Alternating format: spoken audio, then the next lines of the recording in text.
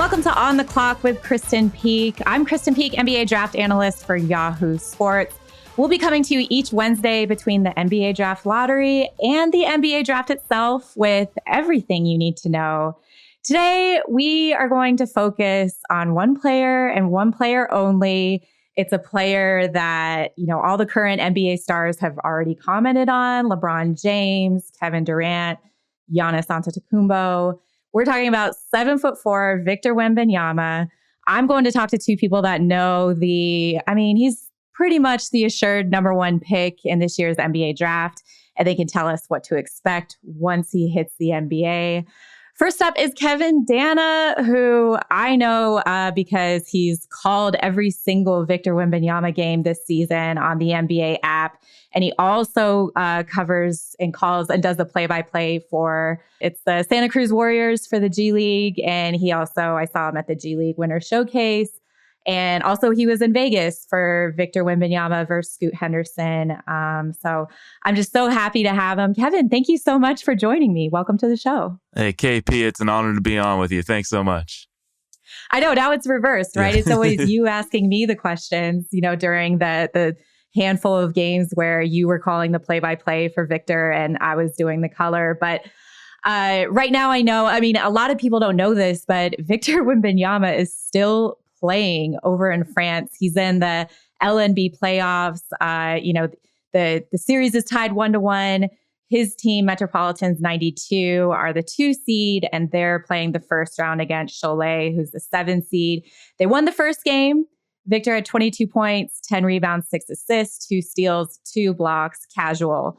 And then they lost at the last second shot just the other day on Tuesday. So now it's 1-1, and the deciding game is Thursday.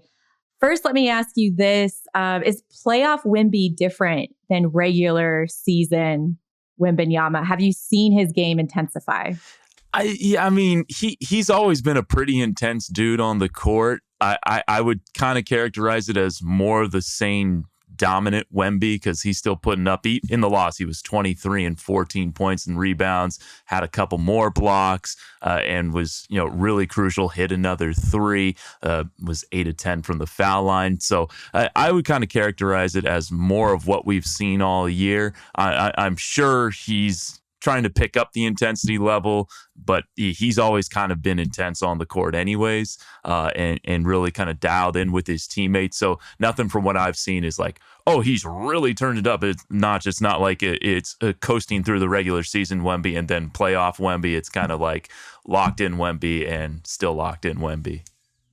Can you believe he's still playing? Because we both saw him in October and he could have shut it down. Yeah. And you were at the press conference where he said, no, I committed to this team. I'm going to see it through. I want to play. I'm not here to hide. I'm going to compete. Where he's still playing competitively and the rest of his draft prospects are doing pro days, 1-on-0. They're, ducking measurements at the NBA draft combine. They're kind of going their own process. And Wemby's still playing and he's competing, and he could be competing all the way up to the draft. Does that surprise you at all from what we knew in October? Yeah, it is crazy to think about, Krysten, that most of his competitors in this draft class, or not competitors, but compadres, I guess, they stopped playing 2 months ago for the most part in the NCAA tournament, or even earlier if their team didn't make the NCAA tournament. So, it is wild to think. And sometimes you'll hear like someone say, hey, I don't want to miss a game. I love the game. I'm going to play as long as possible. There are other people that just play the entire season like Wembanyama. He has not missed a game. I would have thought at some point, considering last year he missed like more than 50% of Asvel's games with random injuries, I would have thought at some point he would have missed a game for rest purposes or something like that. Even if they play once a week, sometimes, the schedule got crunched up from time to time.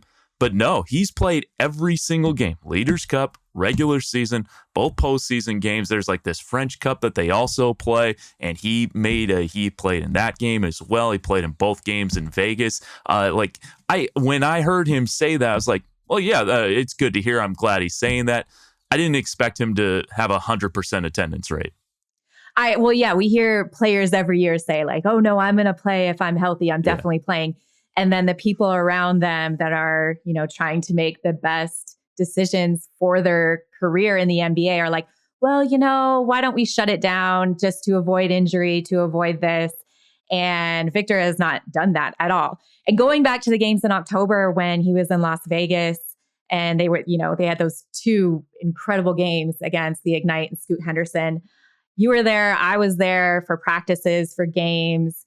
Seeing him in person for the first time, what was your first impression? I mean, it was like, well, yeah, this guy is really 7'3". I think at the time they were calling him 7'3", if I remember correctly. Right, barefoot. Yeah, yes. 7. And he told us in that practice between games that you and I were both at that press conference, he answered the question. I remember him saying, I'm 7'3" without shoes. And of course, yes. In America, we measure guys with their shoes on because that's what they play in. And so then everyone just kind of said, all right, he's 7'4" if he's 7'3" without shoes. I mean, yeah, you haven't seen guys built like him before. I remember watching him do that pregame routine that kind of has been talked about now, where he's like crawling on his toes, and yeah, it was just kind of a different pregame routine. And the other thing is that when people really believed, oh, he's 7'3", I mean, you can hear that there's a prospect, oh, he's 7'3", but if he's halfway across the world, maybe you think someone's fudging numbers. But when he stood next to Rudy Gobert at the end of that game, and he was clearly at least a couple inches taller than Rudy, then people were like, all right, yeah, this guy's size is legit. That was the first thing that stood out to me. I'm like, okay, yeah, 7'3", 7'4". I think I know what that looks like in my head. And then to see him walking up to the press conference was unbelievable. And then when he got on the court and the things that he was doing, I mean, that second game when he came alive and basically willed his team to a victory, when Scoot went out with that minor knee bump, when the two of them bumped knees. But there were NBA scouts that have been doing this for a very long time, just like, oh my gosh, just could not believe what they were seeing from this young prospect at the time who was 18. Like the things that he was doing, those 7 threes in the first game, the dream shake and blocking shots. And I mean, he was doing it all. And he just did it in 2 games. And everyone's like, nope, he doesn't need to play. And then he's like, no, I am going to play. And then the NBA, when they found out he was going to have a season, they've never done this with any overseas prospect before. And we've seen, we knew who Luka Doncic was coming up. He didn't get the hype that obviously Victor has, but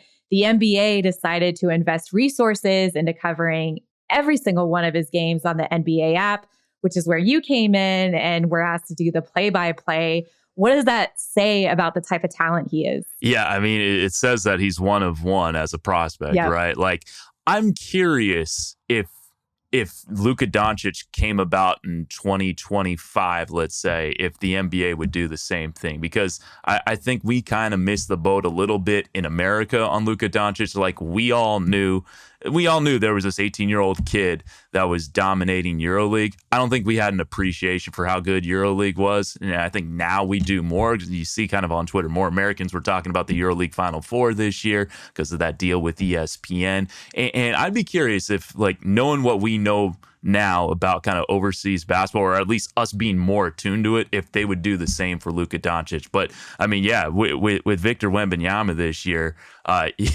mean, they bought the rights to his league to stream his games. They got it for like a pretty cheap cost too. I think it was like a 133,000 euros or something. So like the NBA just got like an absolute steal in this deal. And yeah, it has been awesome to be able to see all his games. And one last thing, just on the last point you made, Krysten, about, wowing scouts and execs in Vegas. I mean, I was sitting next to a couple of like hardened reporters who have been in the game covering the NBA or college basketball for 20 plus years. And they're like kind of touching each other's shoulders after each play he makes, like kind of giggling like school kids on the playground. Like, did you just see what he did? Like, I've never seen him make scouts become like, I've never seen scouts turn into fans in a game before. And scouts were fans watching Victor Wembanyama in Vegas. That is an excellent point. I mean, I was right there with them. Yeah. I couldn't believe that we were so lucky to see that in person. It was like his coming out party, because from there, it's like everyone knew the name Victor Wembanyama. And, then he went back to France. And if you wanted to see any of his games, you had to tune into the NBA app and hear you play, or you call each and every game. And some other people like myself do color analysis. But I was always impressed, Kevin, every time I got on a game with you, is Like you could pronounce anybody's names. And some of these names, I mean, over in France and the team names, like you just did it so flawlessly. And I'm like, I didn't even bother learning any of their names, but how much background work and studying went into learning the French names and the team names leading up to knowing that you were going to have to call the play-by-play for Victor's team. Well, thank you for the compliment, KP. I'm sure people in France are saying, oh, this guy isn't exactly pronouncing our names. But for example, this is kind of like my Cholet chart, and it's probably not coming up too well on screen for those who are going to be watching this. But basically, it has everyone's like player bio, season bio, what they've done in their last 2 games. And so I do that for both teams. So that takes, a couple hours to do. I just real GM and Eurobasket, everybody's name, Eurobasket.com. I got an account for that this year because some of these guys who stay overseas, they don't exactly have a ton of info on them on real GM. And then as far as like pronunciations, the R in French is like really difficult for Americans, or at least this American, to pronounce. It's almost like an H. They call it the guttural R. So I try my best with that. But I watch every team that Wemby plays once or twice, depending on if I'd seen them before. And so I watch it with the sound up. And so I'm hearing the French broadcasters say their names. And if I have a question, then I'll like just YouTube search a player's name. And hopefully there are highlights where you hear a broadcaster saying, for example, oh, it's Bilal Koulibaly laying it up and in, or, someone on Enzo Gudusina of Cholet. Backup point guard, that's how you say the name. So that's how I do it. Very impressive. Thank you. Okay, so you've watched now and covered Victor's 30 plus games. Yeah, you've watched. I mean, more than an average fan, more than a lot of people. What have you learned from watching Victor play so much in France? Yeah, one of the things that sticks out to me is because we can all tell that he leads the league in scoring, rebounding, and blocks by looking at his stats. I think he's a really underrated playmaker, and I make this comment kind of now in every game I do with each different analyst that we have on. Like his ability to find teammates usually pretty good, and he's improving, passing out of double teams and stuff, and just kind of knowing where guys are cutting on the floor. It feels instinctual to him, and I'll make this comment on broadcast. I think he's averaging 2.5 assists per game. I think with a more spread out floor, a more offensive friendly NBA, I think he could eventually be a 5 to 6 assists per game kind of guy. That stands out. And we got a decent view of this in Vegas too, KP, is his interaction with his teammates. It's not like just Victor and the, in the 70s, they had bands of like, singer's name and the Raiderettes. I mean, not the Raiderettes. It's not the Victor Wembanyama show. Yeah, exactly. He is integrated with the team. Devontae Jones, who's the point guard on that team, just did a podcast. I think it was with Jeff Goodman on Field of 68. Apologies if it's not Jeff, but Field of 68 podcast talking about, how good of a teammate that Victor has been and his work ethic. Because someone asked, the guy asked Devontae Jones what Victor's work ethic is on a scale of 1 to 10, and Devontae said it's a 15. That he's just kind of that dialed in. And Justin James was another one of his teammates. Those of you might remember him from Wyoming. He played a couple years in the NBA. Justin James had just returned to the G League. They played the Santa Cruz Warriors. I said, hey, I was calling your games this year. What was it like, playing with Victor Wembanyama? Like one of the first things out of his mouth was good teammate, works hard. It's like he's about kind of the stuff that makes teams good, more than just, obviously he's doing his individual work to improve his game, but he's also locked into trying to help his teammates win and give them the best opportunity to win. And one more story just from that Devontae Jones podcast.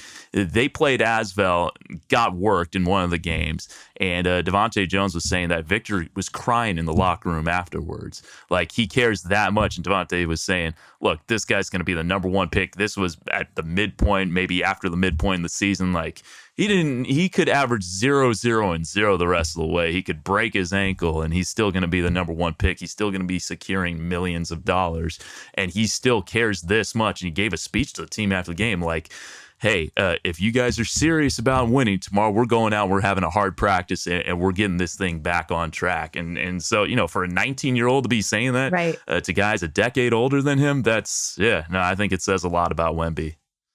Okay, so everything we just heard about his crazy work ethic, about him being a great teammate, about him making other players around him better, because you and I have both seen it, even with Devontae Jones coming in when Tremont Waters went out with the injury. His 7'5", 7'4", whatever height with an 8-foot wingspan, the way he impacts the game on offensive, defense.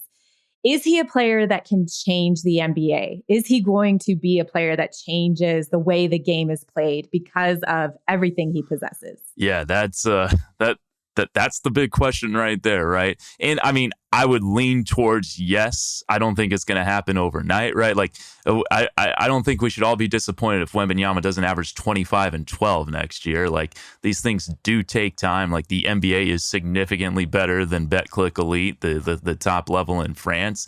But it's still a professional league. It's still a really good professional league. Like Monaco, who's in that league, just finished third in EuroLeague. So he is playing against good competition. It is still an adjustment, but in the adjustment he made to the NBA game the first time he did it in Vegas, he combined for 73 points, 15 rebounds, and 9 blocks. Like, he's not going to average that. But I mean, I do think he's going to be an instant impact player. I do think he impacts winning. I would imagine that the Spurs are going to be in the play-in conversation for the majority of next season, if not the entire season. So, I mean, like, he's going to have Tim Duncan mentoring him. That's the report that came out from Mark Stein, I want to say. San Antonio knows how to handle these kinds of prospects with David Robinson and Tim Duncan. Obviously, he's a different kind of player than those guys. He could you could say maybe evolutionary, if you will. And so, yeah, I do think that the evidence would suggest that he would be a game changer for the NBA. I mean, after watching him play for so many games, like, we saw so many different highlights, and you always saw the one-legged three-pointer, the putback dunk off his own missed three, the game-winning putback dunk in December. I feel like every time I watched him, there was something he did where I was just like, like you said, like I was becoming a fan. I was like, oh my gosh, how did he just do that? Do you have any favorite moments from his season so far, that really stick out to you? Yeah, you said a phrase there that I think just encapsulates Victor perfectly. Every time I watch him play, and now I've seen him 30 plus games this year, he does something at least once a game, it feels like, where it's like, I've never seen that before, or wow. And, he's had a lot of wow plays this year. I mean, the tip jam off a missed step back three just seems it seems like a sentence you shouldn't be able to say.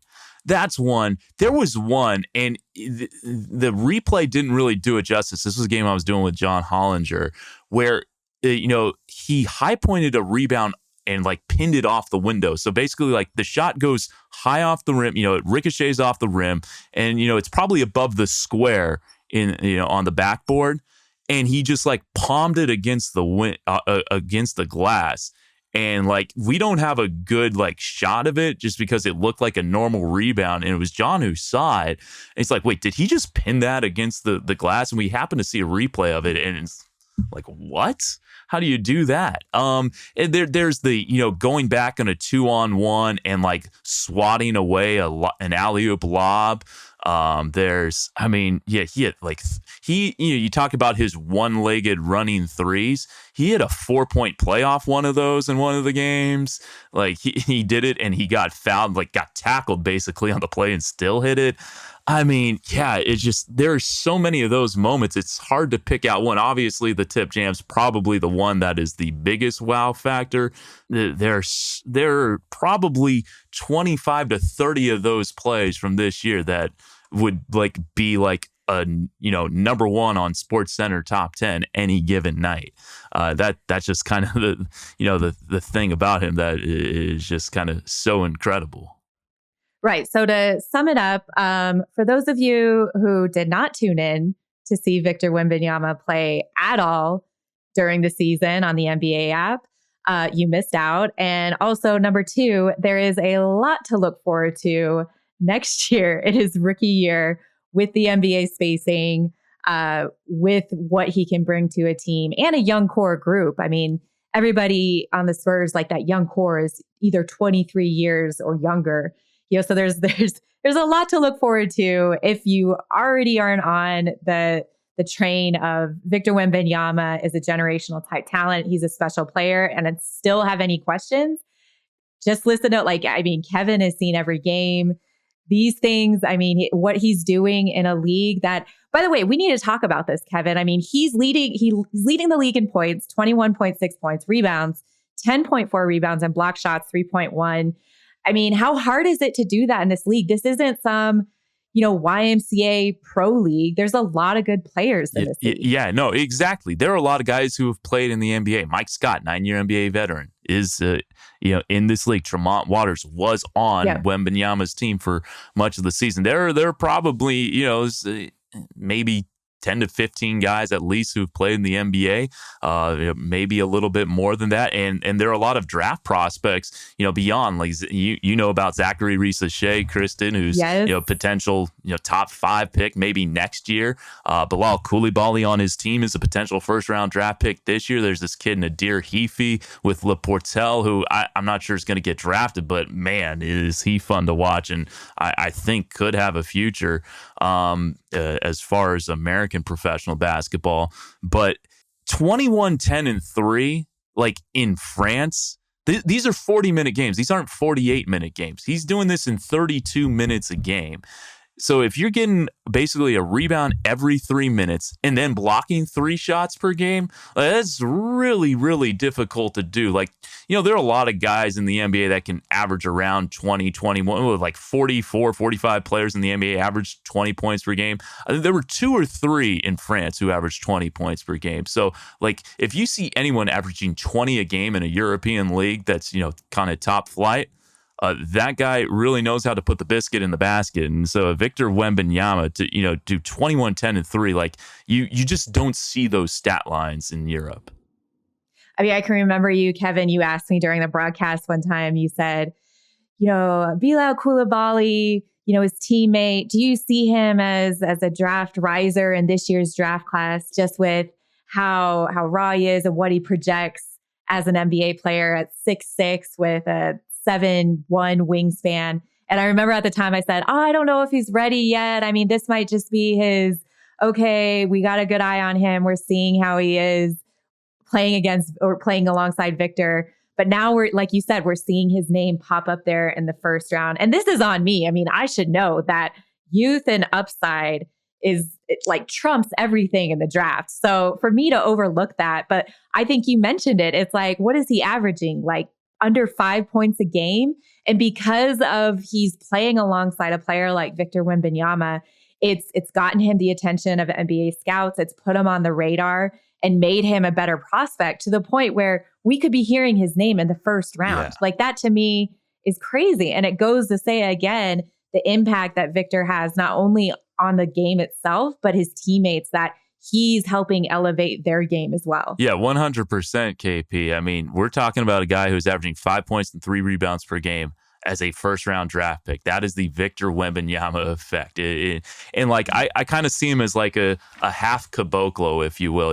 Fran Fraschilla said Bruno Caboclo, when he was drafted, he's 2 years away from being 2 years away. Like, I think, like, probably Coulibaly's like 1 year away from being 1 year away. So 2 years away from, like, being someone who could contribute, rotation minutes in the United States in the NBA. But, like, I love what he could become. He's like got a +6 or +7 wingspan. He's hit around 40% of his threes this year. It's a small volume, but he's got great athleticism. He was so productive in that last game against Chalet. Like, in the fourth quarter, I was like, whoa, where did this kid come from? He's really blossomed this year. So, you can't just look at the countable things and say, well, this guy isn't productive. Like, he's starting to get a lot more time. This team's gotten a lot of injuries this year. Guys have had season-ending injuries, and he's really stepped up, and he's been a starter like the last 10 games of the season or so. And so, he's really kind of made the most of his opportunity. He's not seen the ball a ton either. He doesn't play with the ball a lot in his hands. A lot of it's coming off cutting, getting to the hoop, offensive rebounds, that kind of thing, and just, being a pest on a defense, with a wingspan longer than 7 feet. So, the NBA scouts love long and lanky guys who are in their teens, right? Youth and length. Those are the two qualities that you can never have enough of. And he's got those aplenty. Yeah. All right. Before we go on to our next guest, who Tim Martin, who is one of Victor Wembanyama's trainers. First, I want predictions for Thursday's game. I mean, I know down the stretch they blew it, but what do the Mets 92 need to do to win Game 3 in advance and keep playing? Yeah, I think they're going to do it. They should have won that game by 8 points yesterday. Like, just the offensive rebound after offensive rebound. It's like they hadn't really dealt with a press in a while before. It's like they didn't turn it over a ton against the press, but it's like every pass was a near turnover late. And so I think when they're playing at home, they won the first game by 13. I think they win this one by 7 to 9 points. I think they just need to calm down if they face this full court pressure. Bruce Bowen was my guest on the broadcast. He was keep on saying, just get the ball to the middle of the floor. Get the ball to the middle of the floor. As you know, I mean, you played basketball at a high level, Krysten. You would know much better than I. But like, it just felt like they didn't really kind of execute the fundamentals of breaking a press. I think they will get back to that. Vincent Collet is one of the best head coaches out there. The French national team head coach is the head coach of Mets 92. And I think they win. They would play Asvel. I think they would lose to Asvel. Asvel's got it rolling right now. Unfortunately, I think Wemby's quest for an LNB Pro A title stops in the semifinals. Though it's a best of 5 series, I have them losing 3-1. And one last thing, since you mentioned Tim Martin, I'll never forget. This is one of the first signs I had about Victor Wembanyama. It was in your article, KP, that like this guy is different.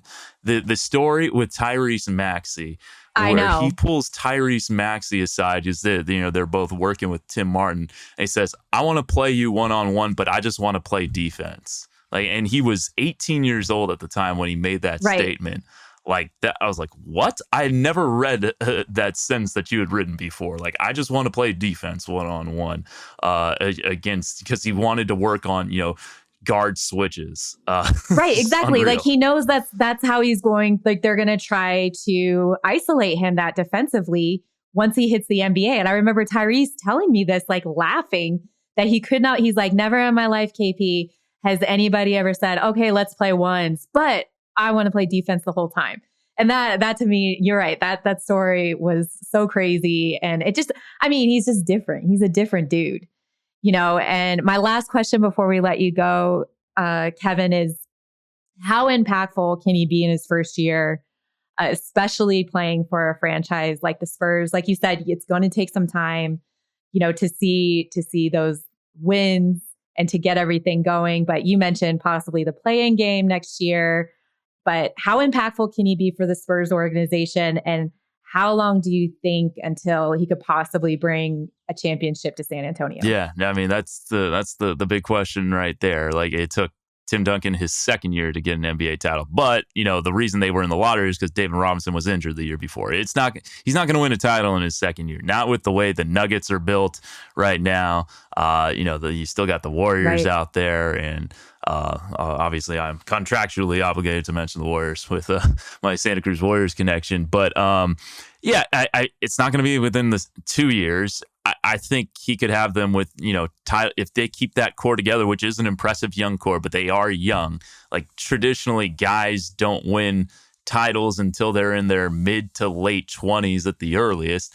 And Wembanyama is going to enter the NBA at 19.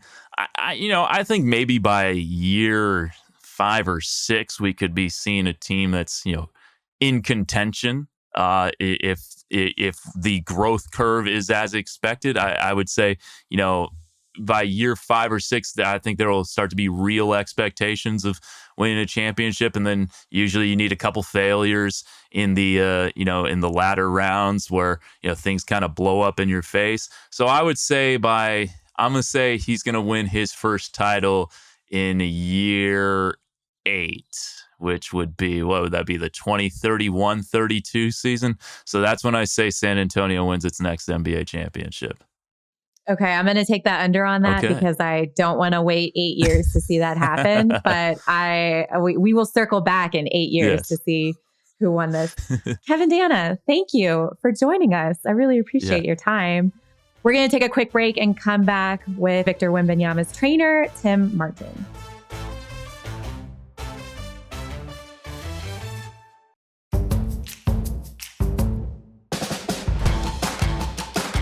Welcome back to On the Clock. I'm Krysten Peek, and now I am joined by Tim Martin. He's one of Victor Wembanyama's trainers. And not only that, this is a very busy time for him. Of course, Victor, as we discussed earlier with Kevin Danna, is still over in France finishing his season.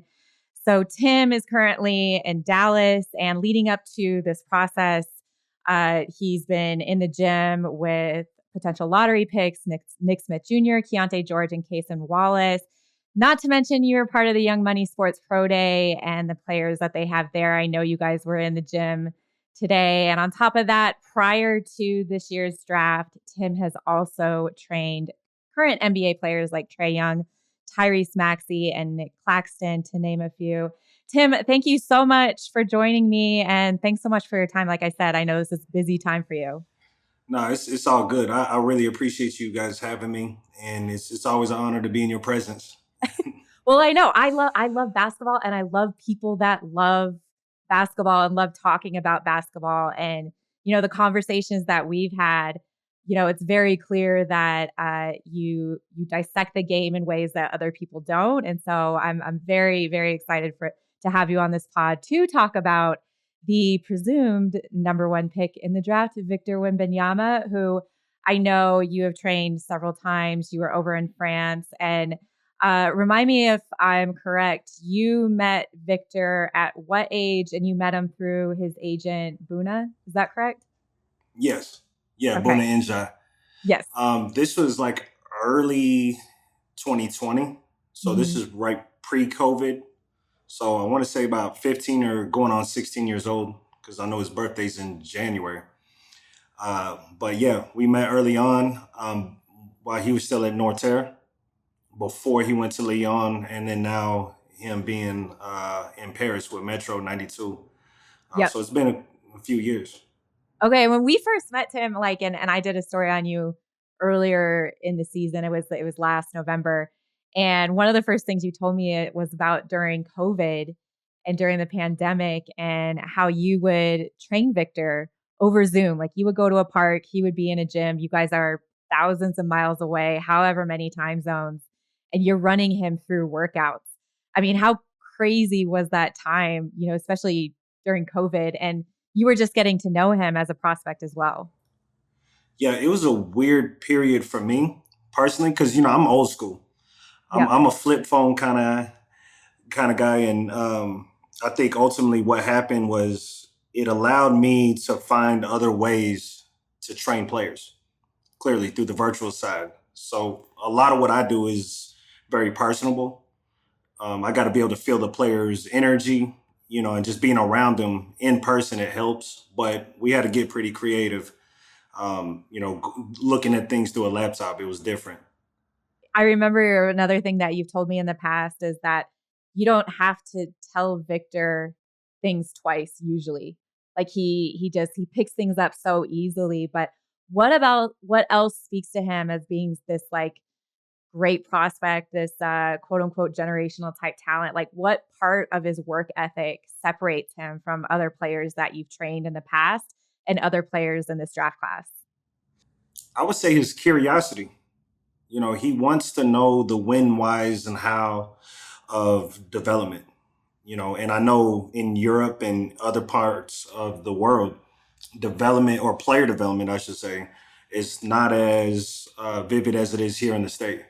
So I think for him, being exposed to different techniques or different ways to play the game, with it being kind of a new approach, I Yeah. think it really sparked a lot more interest in his overall development. And as you can see, the result, he's getting better. You speak about his curiosity. We see the different ways that he warms up for games, the different, things that we've never seen before because he is 7'4", because he's a player with his size, but his curiosity, like the mental aspect of the game and prepping every time, either for a workout or for a game. I mean, how seriously does he take that and how does he approach each game mentally? Yeah, well, I think it's just a testament of his upbringing. His parents, his mom and dad, and just his surrounding coaches, and even with his agents, with Jeremy and Buna. There's a collective effort, and I think for him to develop in his professionalism in the approach is very important to him because he understands the dynamic of what happens before the game and after the game. How Yeah. you're able to process certain things. So I think that's what makes him special because you don't see that with a lot of these young guys.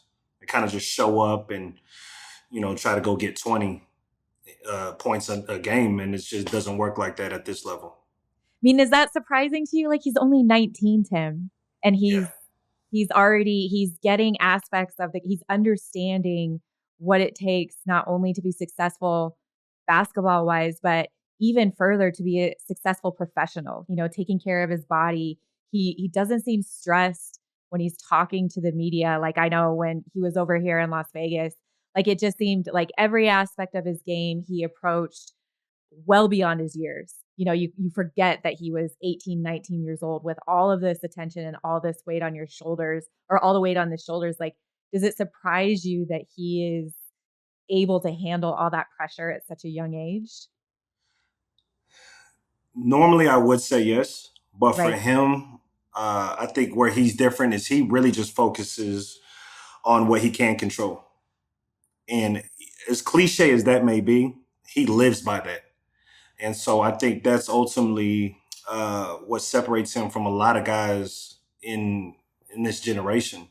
It's his ability to just, not to worry about tomorrow or even the last game, just focus on what he can do now to get better and prepare for his future. I mean, I can remember him saying, when people are comparing him to the way Kevin Durant, like a mix between Kevin Durant and Rudy Gobert, what do you think of those comparisons? And he said, and you just kind of backed it up. He said, I just want to be the best version of myself that I can be. Whatever that is, I'm going to work to be the best version of myself. So that's like a huge testament that he's got, a clear path. He's got an understanding of who he wants to be, as a basketball player. And he's not focused on any other anything else that anybody is saying about him being compared to other players, correct? Right. Yeah. Yeah, because there's a standard for himself, Yes. and I think that bar that he's trying to reach personally, nobody will ever really understand that because it's his life, and so he sets that standard for how he prepares, and I think it's just phenomenal, and it's something that I love supporting because it makes me also hold the standard for myself. So now he's playing over in France before he hits the NBA for, like you said, Metro 92. They're in the playoffs right now. He led the league in points, 21.6 rebounds, 10.4 rebounds and blocks, over 3 blocks per game. An area I watched a lot of games. I know you have too. An area of development that I know that he's still working on, and but he still looks very comfortable in is his 3-point shot. I mean, the last 2 games he was 1 for 4, but I saw throughout the season that he was setting the screen off a high pick and roll closer to the 3-point line so he could be more of a threat in that pick and pop situation or roll being inside the lane. Where have you seen the development in his 3-point shot and how much of a threat will it be next year? Yeah, so I think just his ability to read off the ball, as we mentioned earlier, is just about him playing chess while he's in the offensive sets and being able to read how the defense is shifting and being able to get more shot ready before he receives the pass and getting his feet anchored into the ground, which allows him to have more balance getting into his shot. And so just seeing where he was in the beginning of the season to now, I think he's being more alert and developing the awareness of what he needs to do when he doesn't have the ball in his hands. I mean, Tim, you went over to France. You went over for a couple of games. What was the atmosphere like over there? Because I know when the time that you were over there, obviously the hype was already surrounding him. And I've seen it. They have a DJ at the game. Like, what was the game atmosphere like? I love it. I just love Europe, period. Especially France. You got great food and just good people. And they're so passionate, on every possession. You can look into the crowd and nobody's on their cell phone, and everybody's cheering. You got a little kids section where everybody's, throwing stuff in the air and all that during free throws. So it is a different environment than here in the States. But I think it's great. And it kind of reminded me of going to a Duke game. So just imagine Duke on a professional atmosphere. It's really something to see. Can you imagine Victor playing in college? Like, can you imagine him at Cameron Indoor Stadium? I can't even imagine what that would be. Yeah, it wouldn't be fair. I tell you that much. It's just, and that's what I think we forget here in the States. It's like, imagine if he did grow up in America and he was 17 or 18 years old in high school and then having to go to college. I mean, it would be a whole different dynamic.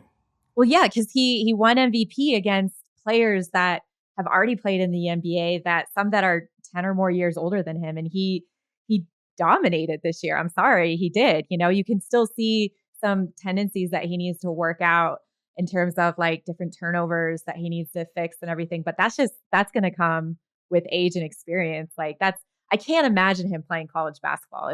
I thought Zion Williamson was a circus. I cannot imagine Victor Wembanyama playing college basketball. Yeah. And you got a chance to get in the gym with him as well over there and train him. And Tim, what is so interesting to me is you actually, when you're in a workout session with him, you are playing defense on him. And I can see that you take pride in getting stops, but what are those workouts like? I mean, how strong is he in the post? How is his hand strength? I mean, you talk a lot about his footwork and getting set and everything, but just physically, how is that going to translate to the NBA? Because of his IQ defensively, already that separates him from a lot of players overseas. And I think he knows who he is. He understands how to use his frame, how to use his lower body, how to use his shoulders in certain positions. But ultimately, I think it's just his timing too on how he uses his wingspan to alter shots or to block shots. It's really phenomenal to see it in action up close. He's going from playing one game a week to, what is that, 37 games in a season, to now he's going to be playing 82 games. And a lot can be said about the wear and tear on a player's body with that many games. I mean, and then just the transition from coming from France to America. How do you think he's going to transition to being an NBA player and an NBA player that's going to have all their eye? Everyone is going to be watching him.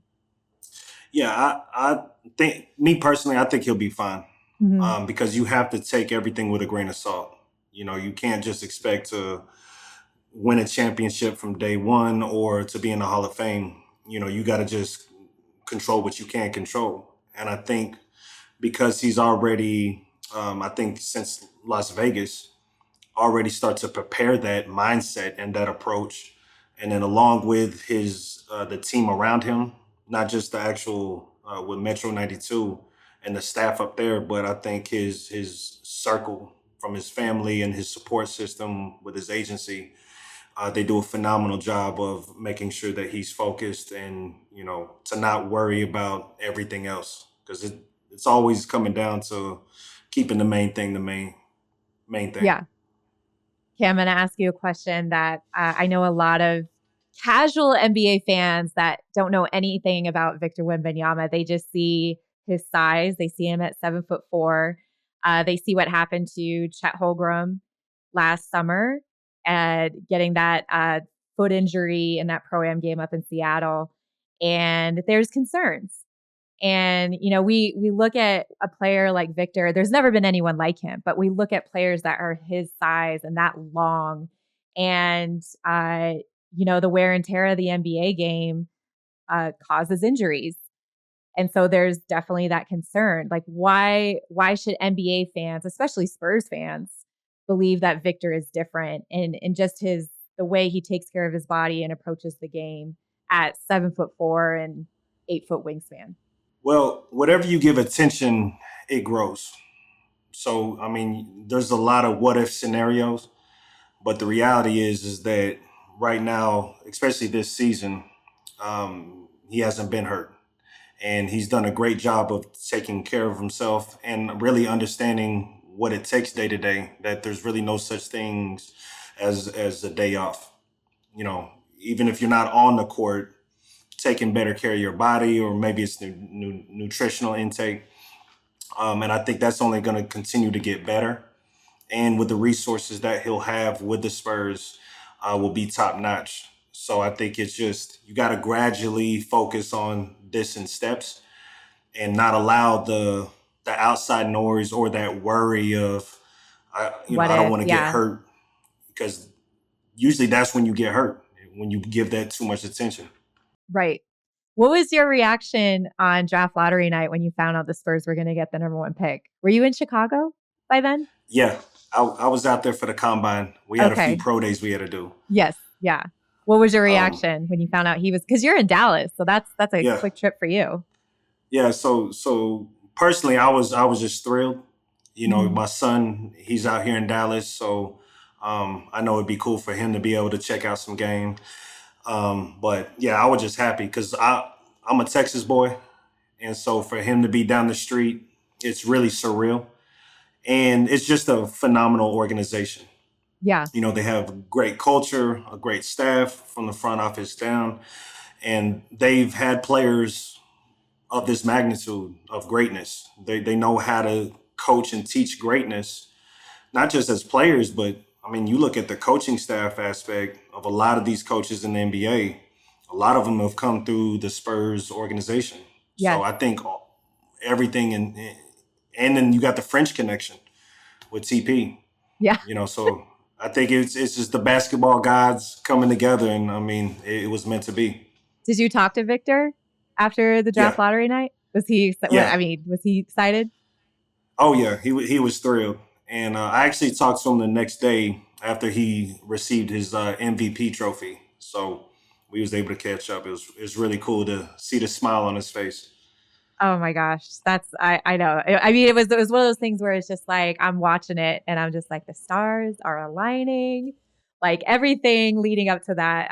The Spurs just made so much sense, like basketball wise. My last question for you, Tim, you know, it's an important one because I'm in media and I'm kind of probably guilty of this. Do you think that we're putting too much pressure on Victor to be elite and to do it quickly? Honestly, I think it is what it is. Yeah. I think that's just the world that we live in, especially here in the United States. You know, I think we need newsworthy entertainment, and that's kind of what sports has become, is a form of entertainment. But ultimately, I think it's just, that's a part of the business.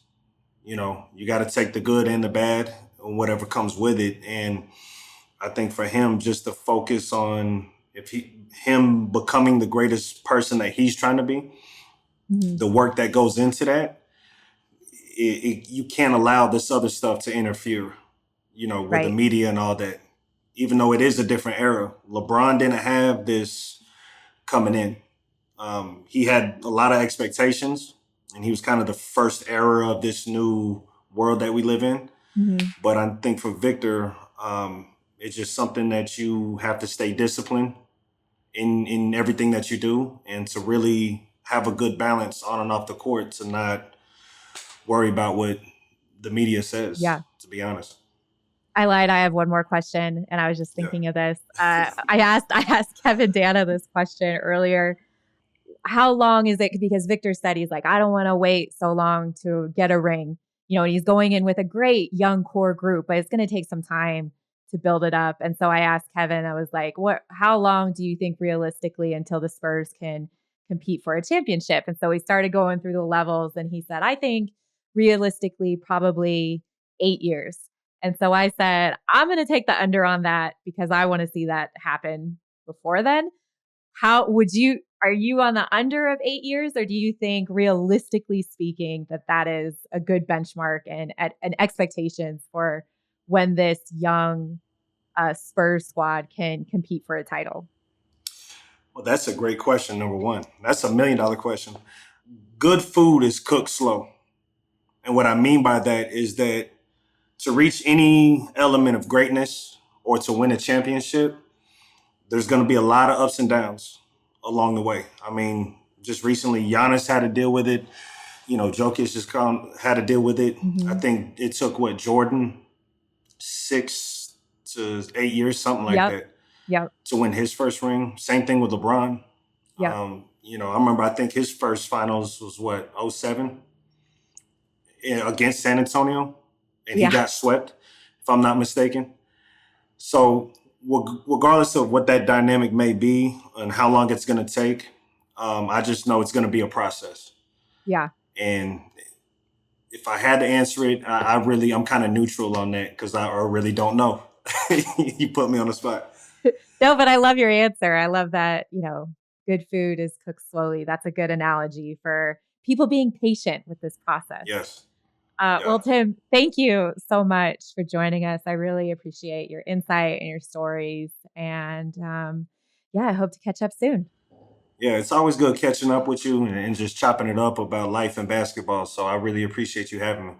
That's everything for us. I want to thank Kevin Danna and Tim Martin for giving us some time and a glimpse into the life of Victor Wembanyama. You can follow me on Twitter too, at Krysten Peek.